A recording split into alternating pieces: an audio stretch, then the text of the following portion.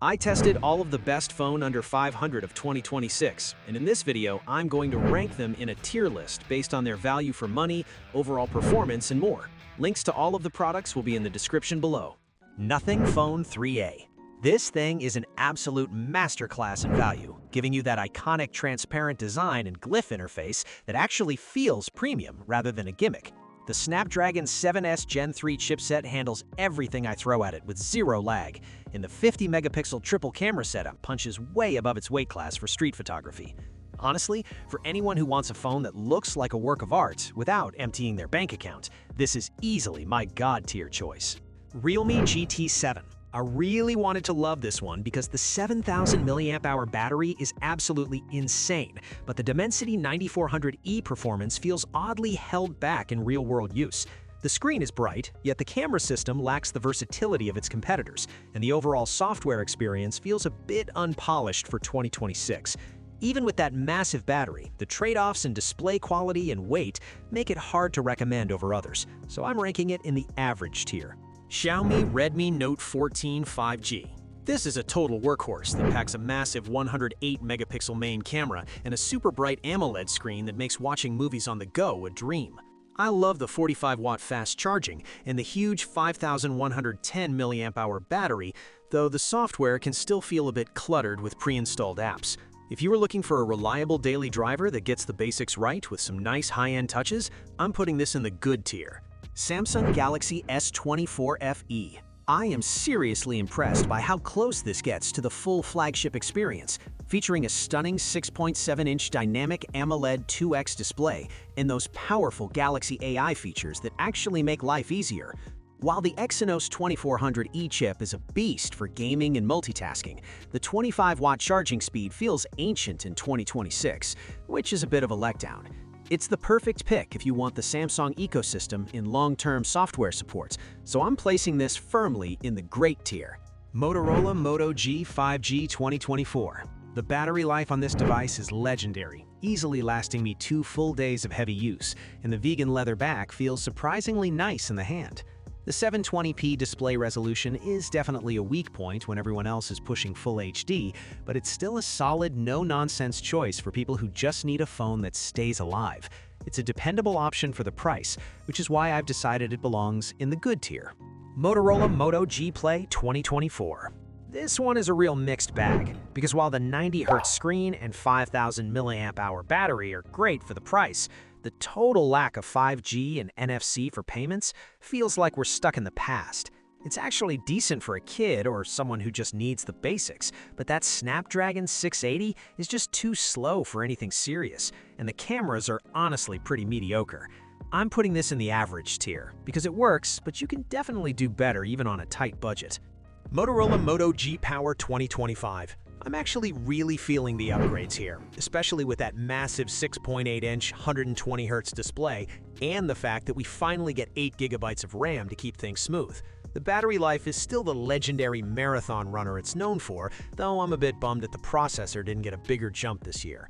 Since it hits that perfect balance of price, 5G speed, and multi-day battery, I'm comfortably placing this in the good tier. Samsung's latest Fan Edition feels like it's having a bit of an identity crisis with that Exynos 2400 chip and only 8 GB of RAM, which makes me worried about how it'll hold up in a few years. The 1900 nit LTPO screen is absolutely stunning to look at, but at this price point, it feels like Samsung is playing it a bit too safe compared to the Chinese brands. Because it's a solid phone that just doesn't quite excite me for the money, I'm ranking it in the average tier. Xiaomi 15T, this thing is an absolute beast that brings premium Leica camera tech and a ridiculous 3200 nit peak brightness screen down to a mid-range price. The Dimensity 8400 Ultra is essentially flagship grade, and the new offline messaging feature is a total game changer if you're ever off the grid. It's rare to see a phone this well-rounded and powerful without a flagship price tag, so I have no choice but to throw this straight into God tier. Xiaomi Poco F7. If you care about raw power and gaming above everything else, this is the one. Because the Snapdragon 8S Gen 4 and that massive 6500 mAh battery are just insane for under 500. It flies through every app I throw at it. And while the cameras aren't as fancy as the 15Ts, the performance per dollar here is simply unbeatable. This is exactly what a budget flagship should look like, and for that reason, I'm putting it right at the top in God tier. Honor 400. This phone feels incredibly premium in the hand with its super slim 7.3mm profile, and that 200-megapixel main camera captures some of the most vibrant, sharp photos I've seen in this price bracket. I love that it packs a massive 6,000 mAh battery and a gorgeous 5,000 nit peak brightness display, though the lack of a headphone jack and the plastic frame might bother some of you. It's a fantastic pick for anyone who prioritizes a stunning screen and long-lasting juice, which is why I'm comfortably putting this in the great tier. Samsung Galaxy A25 5G. This is the ultimate reliable choice because it gives you a beautiful 120Hz AMOLED display and a decent 50-megapixel camera that actually takes great daytime shots.